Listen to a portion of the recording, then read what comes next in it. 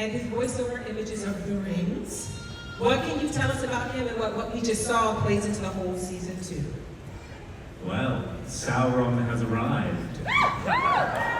This season, we're kind of with Sauron on his journey, whereas in season 1, he had moments that were private, away from the camera. Now the camera stays with him, and we're inside his mind, and we watch him as he manipulates and maneuvers his way through Middle-earth. It's very exciting. And of course, there's rings. There's rings in this? There are rings? Yes, there's rings. We know this. I'm Yvette Nicole Brown, by the way. I didn't even got so excited. Just came out and started talking. Lovely. Hey. Galadriel was forced to admit a grave mistake that she made at the end of season 1. What lessons do you think she's learned at the start of season 2, dear? Don't trust handsome nor and yeah, she doesn't know it all. Gil Gallad's really ready to tell her that. I'm sorry. If you just listen. Ben, as the High King of the Elves, can you tell us how prepared your kind is for the challenges that lie ahead? Unfortunately, and kind of uncharacteristically for the elves, we're caught on the back foot.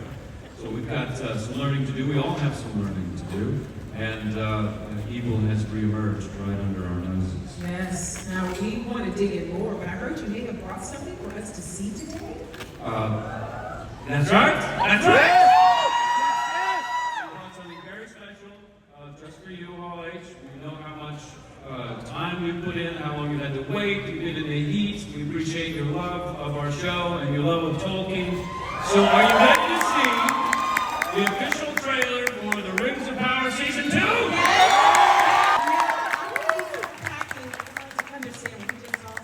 Let's jump right in. Please welcome to the stage the rest of the cast of The Rings of Power. Yes, Robert Aramayo!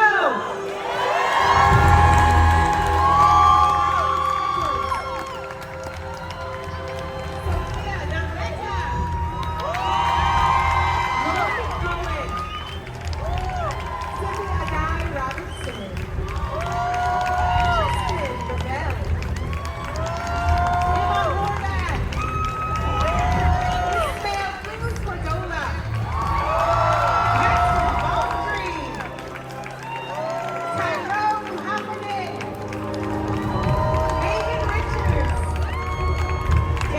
Weyman! And showrunners, Payne and McKay!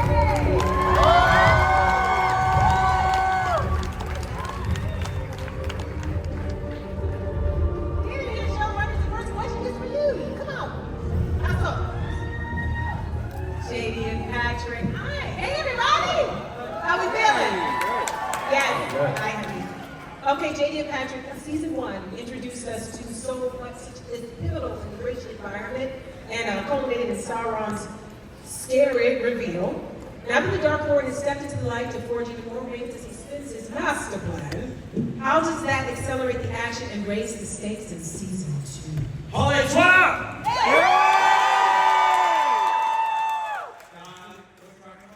It's really good to be back with you guys. Seriously, it's been 4 years of everyone's collective lives and thousands of artists coming together, and we do it for you. We do it because we love this world, we love Middle-earth, and we are so excited to share with you today. Really quick, Sauron is afoot. There's trouble, there's danger, there's death and battle, and lots of shit. As Gandalf says to Pippin, the board is set and the pieces are moving. The enemy has to move, and he is about to open up his full plan. Season 2 really starts where Sauron has nothing. Galadriel cast him off at the end of season 1, so he has no rings. But he has no rings, no army, no allies. And we're going to watch season 2 as he really sort of sets everyone against each other, elves against orcs.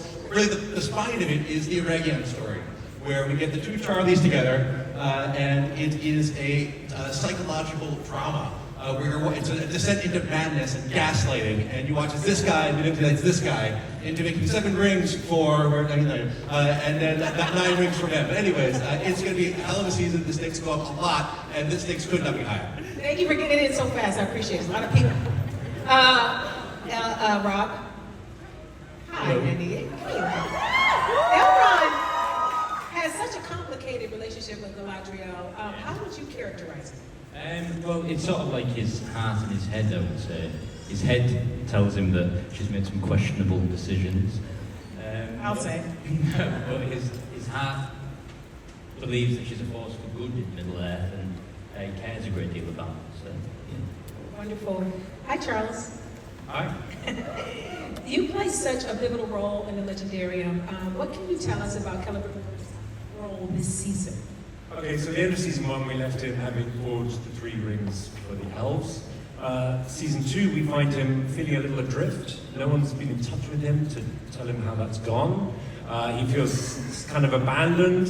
There's no news, so he's waiting, and his spirits are low, and he's feeling vulnerable. And then there's a knock on the door. The doorbell rings, and somebody turns up, and we sort of take it from there. I love it. There's no doubt that season 2 hinges on the forging of these rings and how it affects all the characters on the show. So let's go behind the scenes now to see what it took to bring these rings to life. A dude is headed for dark times. What dangers does it face, and could the rings be the plan? Well, love your dress. You hear that? I heard it. Thank you very much. Thank you so much for being here, by the way, Hall H. It's so good to be here. Is in an existential crisis. There was a huge rift between Prince Durin and the king, and of course Disa is sent to fix the whole damn thing. And the rings, they would solve the problem. You know, the shafts of light are closing, there are no crops, the stakes are super high. It's a matter of life and death. And so the rings solve it all, but they also come with huge problems, and we cannot wait for you to see that unfold. Yes. Yeah. Hey, Rob.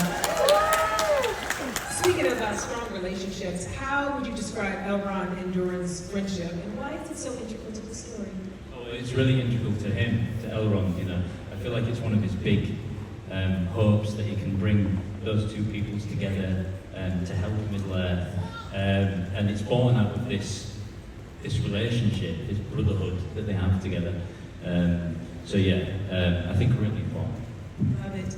This is for the showrunners, but if anyone has a song in their heart, they can jump in on this one. Now that the first rings have been forged, how does that heighten and alter the power dynamics of this wonderful story? Season 2 is about entering the nuclear age. And everybody wants a bomb. Everybody wants the nuclear codes.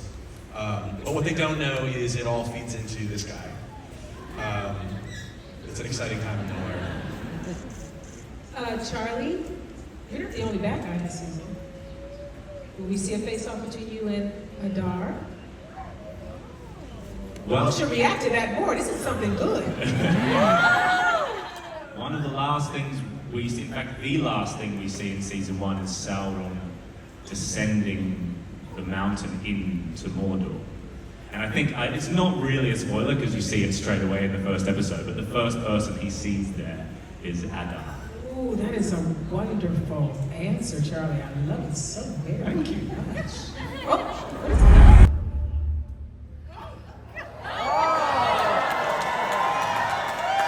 All hail our Lord Father, Addai! Lord Father Adar! Sam Hazeldine, everyone! Welcome, Sam.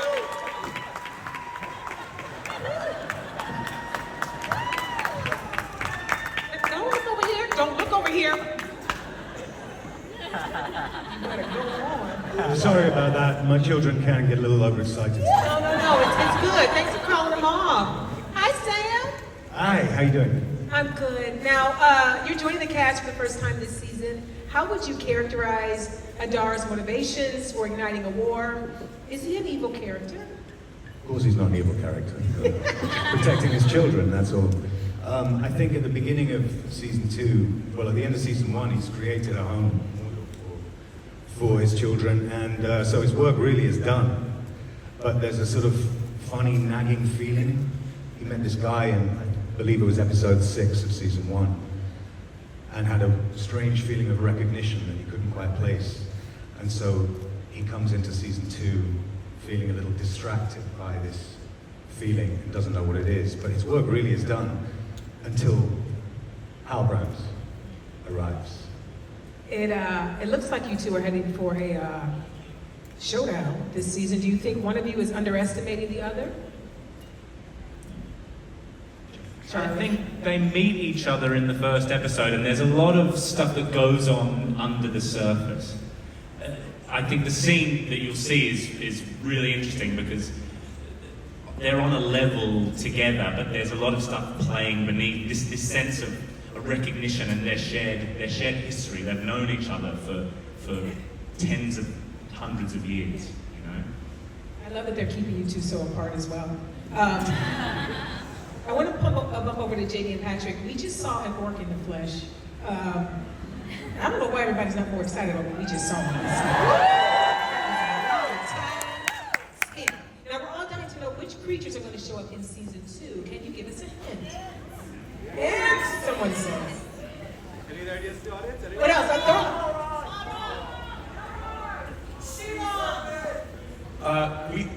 We try to show, not tell, so we have a thing to show you.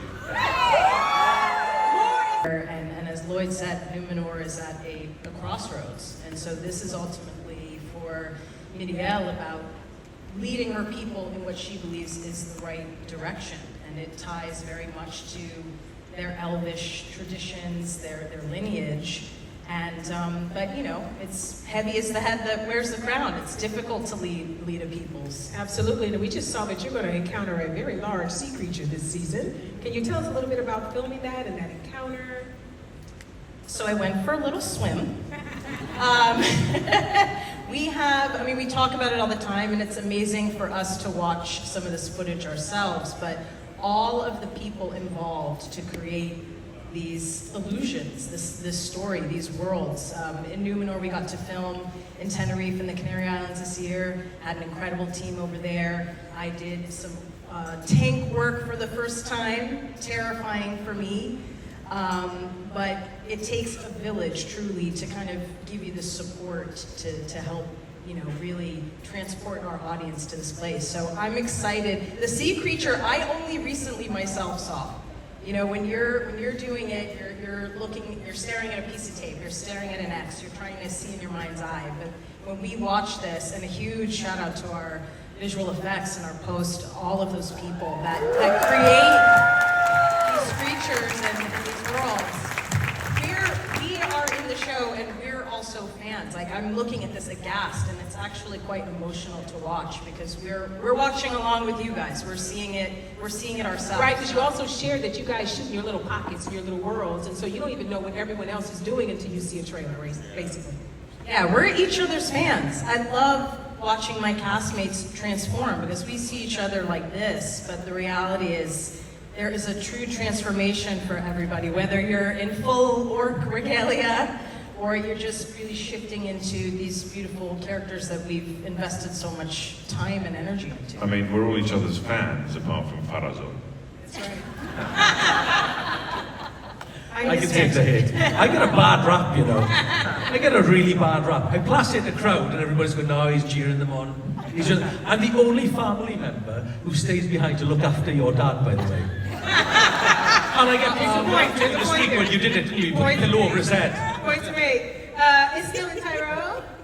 Hi. What's up? Yes. You two get mixed up with some ints this season. Why are ints so important in Middle Earth, you two? Hello, whole age. Hello, whole age. Good. Hola. I mean, I'm super excited about the fact that we have Ents on the show. I think I'm not alone when I speak that these magical creatures kind of shaped my childhood, early teenage years. You know, they're just such beautiful beings that really encompass a lot of the spirit of, especially the elves. They were created by Yavanna to protect the trees, protect the forest from the felling of the trees. And what was the question? I keep zoning out. I'm jet lagged. But why are the Ents such an important part of Middle Earth? Yeah, I mean, they're there to shepherd the forest. They're there to protect the forest. They're there to protect the trees. and to keep other creatures and other beings from doing what we're. It was a cautionary tale. It's doing what we're doing essentially today, just killing the earth. Yeah. Well, that got deep. I'm so sorry. That's okay. Say it. Tyroe. I mean, like, You don't have to stay there, baby. If there's something else you want to talk about, you come on, tell us what you want to say. who doesn't love the Ents? Like, if you don't, you're just weird. Do you know what I mean? Like, they're so sick. Like, I mean, you guys see it on screen. Like, they look epic. But we were just looking at a pole with an LED. Right. But I mean, we got to use our imagination, and you know, we got to picture in our head how sick it looked, and it's actually like really a rewarding feeling to be able to look at it on screen and see how dope that they actually are. Yeah, we love the Ents. We love Maxim, I know fans will be excited to see a much younger version of Slope this season. What can you tell us about your script with the legendary spider? Yeah. Who's terrified of spiders here? I mean, I was so scared, but Shelob is a legendary monster in Tolkien, and it was just the most amazing thing to film. I can't wait for you to all see it. I mean, it was just dark and muddy. I got muddy the whole season, so that was the start, and it just goes muddier from there. But yeah, I'm very excited for you to all see it. You know, since you mentioned the mud, Maxim and Ismael, the two of you are literally dragged through and submerged in mud throughout. Whose path did you cross to find yourself in such a predicament? The writers and showrunners that wrote that. When you look like those guys do, all you want to do is shove them in a big pit of mud. I mean, we I'm still getting mud out of every sort of. It was crevice in triggering my to body. watch that scene. I mean, we have a beautiful journey this season. Not to give away a lot, but our characters really have a very beautiful journey that ends up in us, like in the depths of Middle Earth, that way. Fighting lots of different monsters. Yes. That's a scoop. Sophia. Hello, friend. Hi, Pumpkin. There are a lot of creatures this season, and one of the largest one of them is right beneath your feet. Are we going to learn more about what's lurking deep within the bowels of Hazeldine? There's something lurking in the bowels of Hazeldine. Bowels. And the Balrog is here. Was I allowed to say that? It's in the trailer, it's in the trailer. Yeah, and through the incredible gift that the showrunners and Bear have given Disa with resonating and singing, which we get to see some more of, which I'm really excited about. We've created the most incredible sounds, and of course she communicates with the mountains, with the grounds around her. She hears the rumbling. It's arrived. Megan. Hi, Megan. Hi. One of my favorite parts of the show is Nori and Poppy. And they have set off on their own path this season to embark across the desert terrain of Rune. What can you tell us about the challenges that await them and people hunting them down? Yeah, there's a lot of challenges. Hi, everyone. Sorry. Hey, everybody. Come to. Hi. Yeah, I think you kind of said it right there. Like, they're embarking on their own journey, and I think I can't speak for Markella, obviously, about Nori, but for Poppy. Sorry, it's so distracting.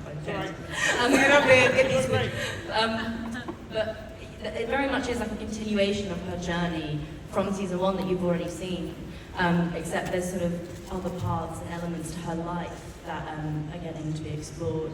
But as they travel through the lands of Rune, they're in completely uncharted territory, and she's the one leading the way. But she has to make sure that her closest people are kept safe throughout the entire time. And that is a heavy weight to have on her shoulders. But I mean, they make it very easy. And there's a bit of a romance, isn't there? Ooh. I want to check it. What is it? Well, you'll find out. Daniel. Hi, Daniel. Hey, nice to see you. Nice to see you, Eddie. Hi, everybody. Now, the stranger has come a long way since we first met him, and in season 2 he meets a very special goat farmer who might be able to tell him who he is once and for all. So what can you reveal about the stranger's journey this season, and how Tom Bombadil enters the picture. Yeah, it's well through season 1 we've seen. It's right in front row. We've hello. We've seen the stranger not really understand how these things are. Hello, Ben. Ben, come on, bring a panel. We've seen him not understand how he has this power and this energy sort of courses through him, and the causes, and the reactions on everybody around him have been the thing that we've had to view. And suddenly in season 2, he comes in the same area as Tom Bombadil, and the tables are turned. So suddenly there's this creature who the stranger doesn't understand, who's doing and using energy in a way that the stranger has no understanding about. We see him wrong-footed, and the rug is pulled out from under his feet. We see him lost and upturned and disorientated, and I think that's for me, it's been a really exciting thing to play. And hopefully for you to watch it, seeing him spar with Tom Bombadil is going to be pretty exciting. And sing with Tom Bombadil. Oh, well, I mean, a little singing with Tom Bombadil, who wouldn't? I mean, we would, right? Well, we are about to open up for questions, but before we do, I wanted to make sure that I gave you all a chance to say anything you wanted to share. If you didn't get to say what you wanted to say, now's your time before we go to questions. Anyone have something they want to add? Tyroe, you got something in your heart? All of you are very beautiful, and I hope you guys have a lovely day. I forgot to say hello as well, so hello to all of you. Thank you for coming.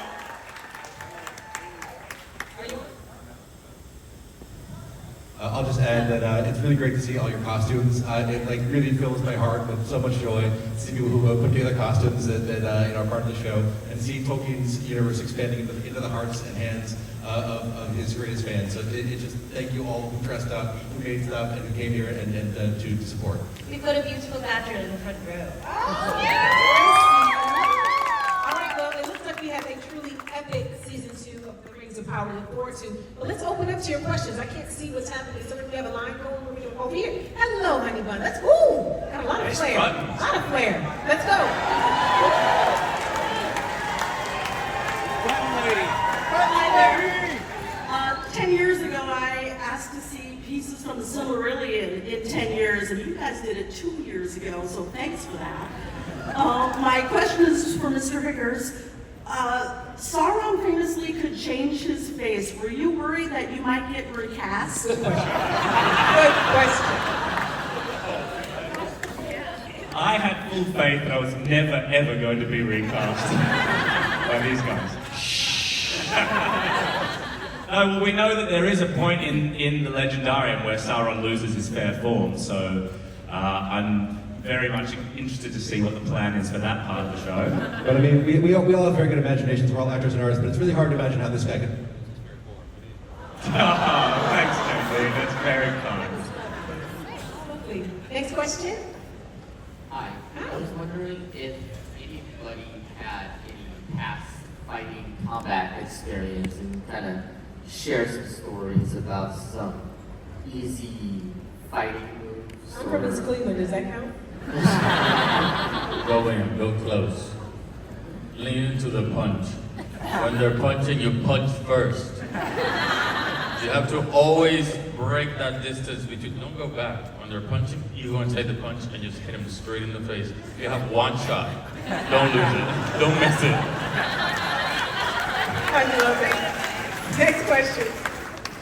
Hi guys, my name's Sam. Hey, sir. My question, Lord of the Rings has a long tradition, especially among the elves, of naming weapons. For the elvish cast members, if you had a weapon in real life, what would it be and what would the name of it be? Mine would be called Tanwen, which is this Welsh name which means like white flame, which is like really hot flame. So it'd be that. Woo! I'm taking eggless home. I don't know if you guys know that. So I plan on just having that over, like hanging over my bed, just in case. I named my sword Rihanna.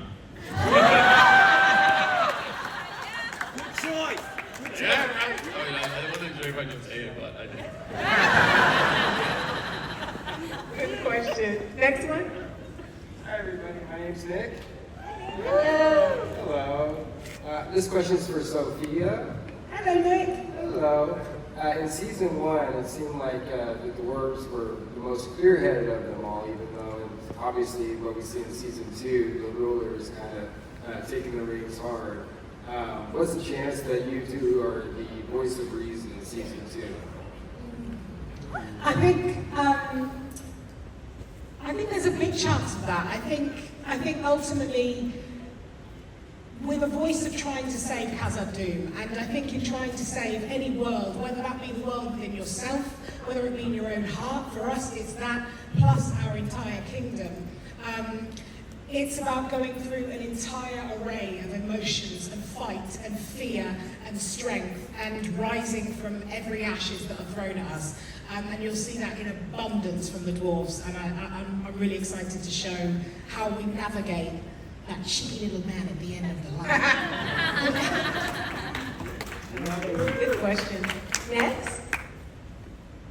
Hello? Hi, my name is Chris. Thank you. Love the show. Thanks for bringing Tolkien's World back to us. Thanks, man. Thank you.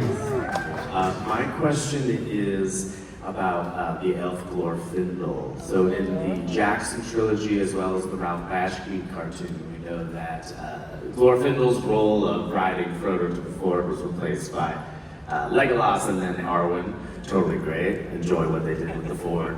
Question is, do you think that maybe in the Rings of Power there's an opportunity for Glorfindel to exist beyond the pages of Tolkien? Thank you.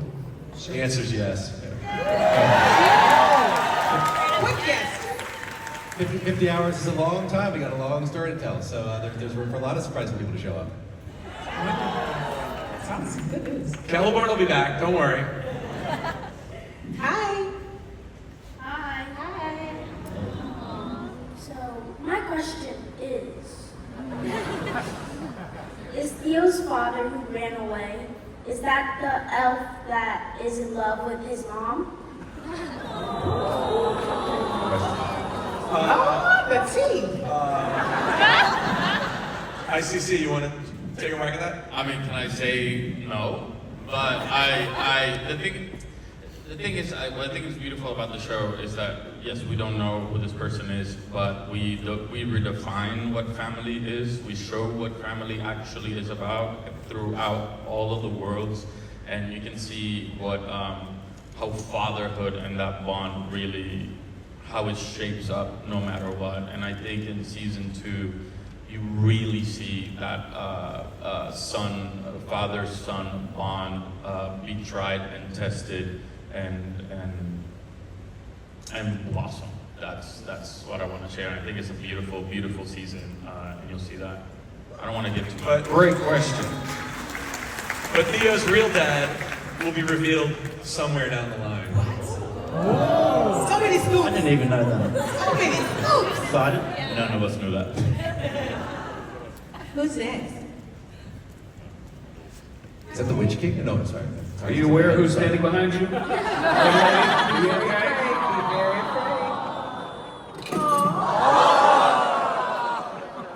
It's okay. Let's just cry. You ready, baby girl? It's a very big room, don't worry. It is. It's okay, honey. We're for you. It's okay.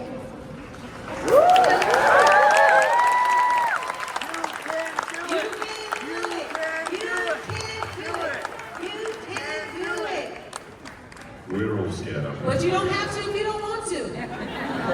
You are so brave, so brave. It's okay. They'll ask for you and you can listen to the answer. How about that? Yeah? We're in it together.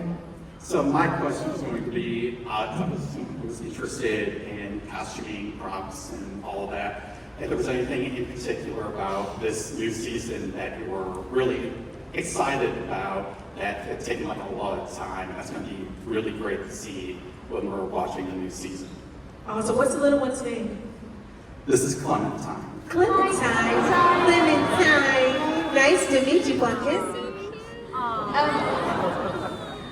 The costumes are just absolutely incredible, and something that I love about it is that they're so varied. You have like craft work that, like, one of my outfits has like black stitch on it, which I think is like a medieval practice, you know, so you're really keeping like heritage crafts alive with it. I personally love your armor roll. Sorry to bring you in here. Yes. He looks amazing. And the craftsmanship is incredible, because you can really move, can't you? Yeah, you can. You can really move in it, which is amazing. And the sword is stunning, and I got to have an input in it. And, yeah, it's a beautiful, beautiful sword.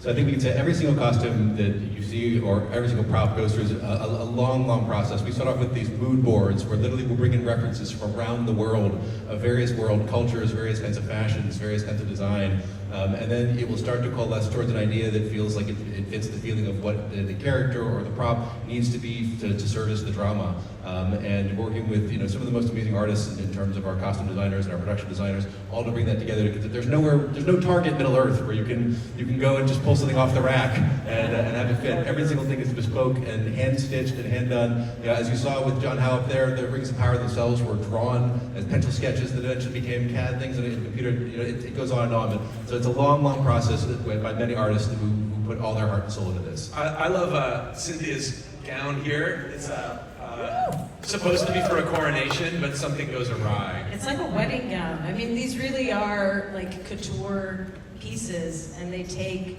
so many hours, so many hands, and I feel like we get to be like the blank canvas for all these artisans, because they really do put so much heart and soul and effort into it. So we're proud to wear all these costumes and hold these props, and it helps us bring these characters to life. Yes, I want to be mindful of time, and I know my inner ear isn't working. We're still good on time? Who's in charge over here? Anybody can look at it and tell me how much more we have? Anybody? Well, just get the hook and call us out. I think we have to 12:05. Anyone know? 4 minutes. Okay. So I think we need to cut off the question. One more. Okay, one more. Go. Thank you for this amazing show. So many of us in the LGBT community see ourselves in Tolkien's writings. Any chance we'll see ourselves on the show? Maybe you have already. So many scoops. We're gonna try to maybe have enough time to show you the trailer. No, don't get mad at me if we can't do it, because there's something else better before that. Not better, but good. I'd like to take some time to get a selfie with all of you if we can. Can I do that? And bring out our lead Glug, Robert Strange. Hey. You ready? Is he coming? Selfie time. He's coming. Right. I want to make sure we have this moment, and I want to get that. Are you ready? Do you have your selfie stick and your camera? Hands. Bianca, thank you. Bianca's been amazing, you guys. I've been anointed. Oh, shucks, let's go. Selfie time. Hang on.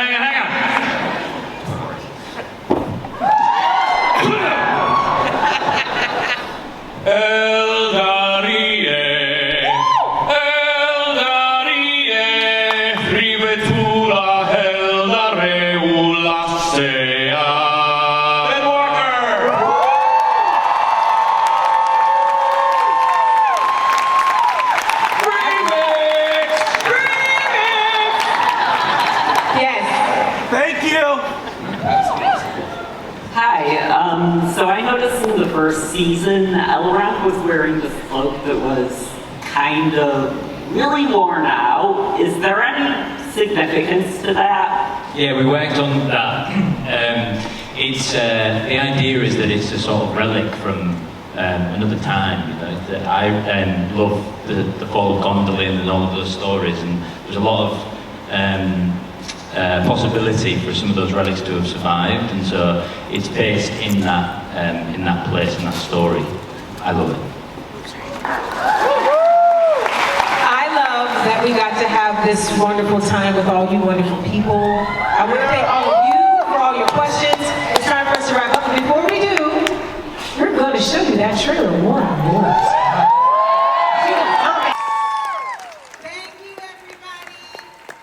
And if Little Clementine is still here and wants to ask her a question, can one of her parents bring her up here? The showrunners will answer for her. She can have her moment. Thank you, everybody. Thank you, everybody.